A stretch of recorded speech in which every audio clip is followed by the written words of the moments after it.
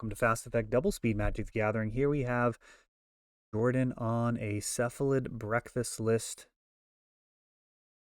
Then putting in some effort with this, actually playing with Shocklands. Position Tundras. There might still be some shocks in there. I think maybe Watery Grave still for Underground Seas, but I'm not positive.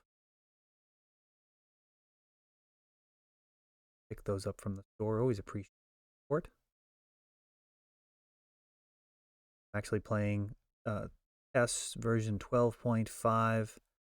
Ryan Cook's been putting out some videos about this build. 5 colors. Probably the most significant thing is the Veil of Summers and Orm's Chance instead of discard spells. And here we go, Paradigm Shift. Out of the gates, just one card in the library, meaning Thassa's Oracle must be in hand. Boy, that feels like discard would be pretty good right here. Being able to strip a Thassa's Oracle from hand. Just win the game. A Thoughtseize would do it.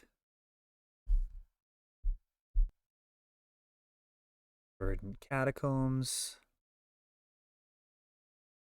Pretty much just time to win.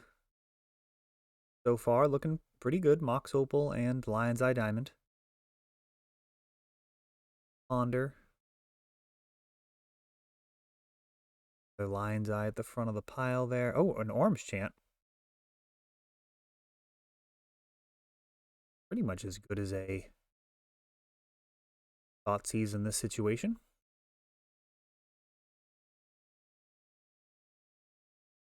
And this actually brings up an interesting question. So, chant during the upkeep with one card left in the library, means the next turn there'll be no cards left for that draw step, so that'll be lethal. The other option would be using Echo of Aeons. Which way would you go? We got 2 wins possible here.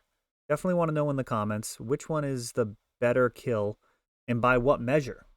Are you talking about psychological damage? Are you talking about style? Would it be better to Echo of Aeons and force your opponent to lose on the spot or chant them during their upkeep, giving them a little glimmer of hope, and then just snatching it away? Which way would you go? I went with the Orm's Chant, but Echo also would be an option there.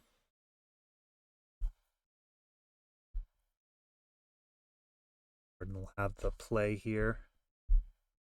Forgot to keep up with the slide. So yeah, Paradigm Shift. Thassa's Oracle, of course, with no cards left in the library is what we're going for here.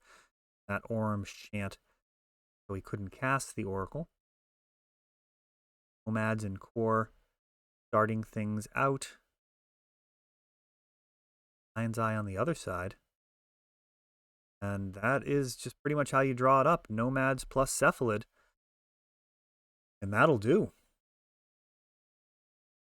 All likelihood, I suppose an Orm's Chant is a possibility here.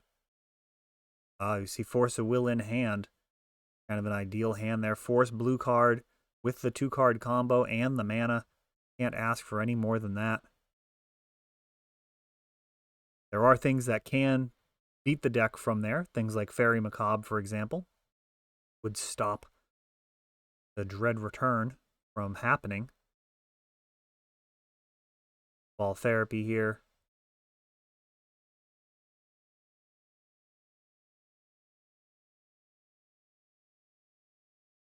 If I remember this hand, I think I had Brainstorm and Veil of Summer and wouldn't be able to keep both up. Or wouldn't be able to Brainstorm. No, it's probably just correct to Brainstorm. Let's see. See if that hand gets flashed. Veil of Summer.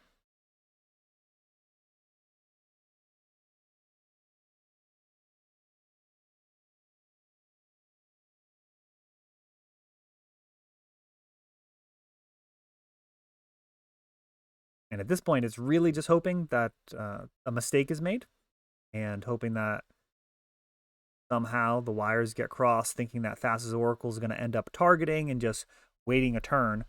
There's really no realistic chance for a victory. Yeah, there's an orange chant there.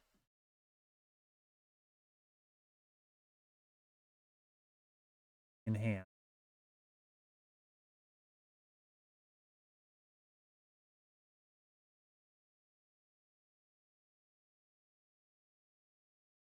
Perhaps that fetch land couldn't grab White Source? I'm actually not sure. This one is going to be over.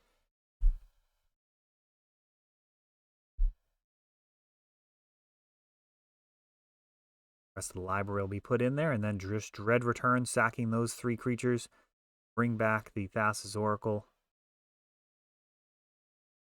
That'll do. That's exactly how you draw it up. Cephalid Breakfast. A really interesting combo deck. You generally, I think one of the things that I see people kind of doing what I would say suboptimally with it is trying to play it a little bit too fast. The deck is very capable of finding its way into a win. Got Force and Daze, potentially Cabal Therapy. Kind of manage the situation. Post board, you can have Swords to Plowshares as well. Really don't have to push too hard. If it comes together, great. You'll have the ability to pivot really well. And post board, the deck now is running Rite of Flame. I'm sorry, not Rite of Flame. Yeah, the next card coming up. Paradigm Shift and multiple copies of Thassa's Oracle. And what that does is it allows you to easily sidestep Graveyard Hate. So your opponent may bring in something like Leyline of the Void, feeling like that's going to get you, stop you from Dread returning your Thassa's Oracle. Instead, you have 4 in the deck, so you're more likely to draw it. And if you draw that with your Paradigm Shift, you just exile your whole library in that way. Very, very strong pivot. You have a Malta 5.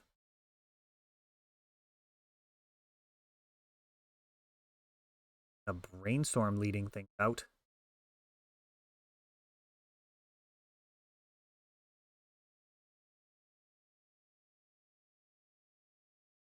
Okay, turn 1. Generally, you're not looking to brainstorm on your first turn unless you're going to be shuffling or winning. Something to be said for utilizing your mana, though. Onto the stronger card on the first turn, typically. And Lotus Petal into double Rite of Flame.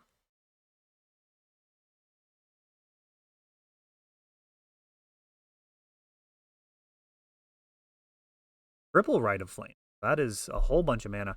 I'm not going to lie. I don't think this is a good Magic card, but it is a necessary evil, it would seem, in this deck.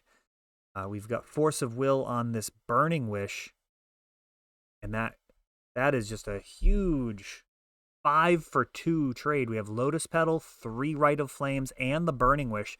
Now, that would have been able to grab a Empty the Warrens or a Galvanic Relay.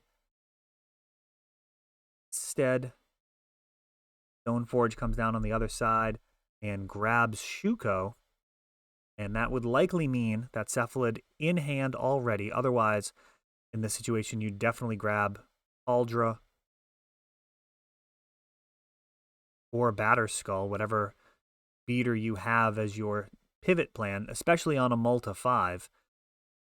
Be able to Force a Will the combo deck and after follow up with some type of reasonable clock. Often going to be good enough. But instead, just winning the game, definitely preferable here.